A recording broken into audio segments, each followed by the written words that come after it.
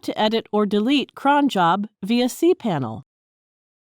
Log into your cPanel account and you will be on this page.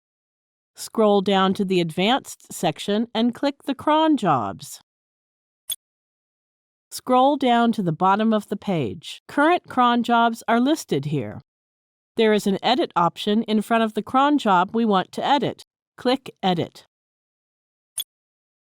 Scroll down. You can change the time and frequency of a cron job. For example, let's change it from once a day to once an hour.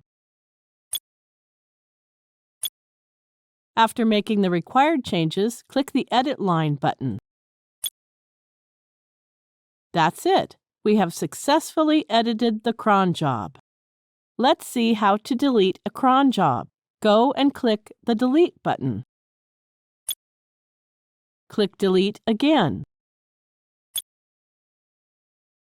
That's it. The cron job has been successfully deleted.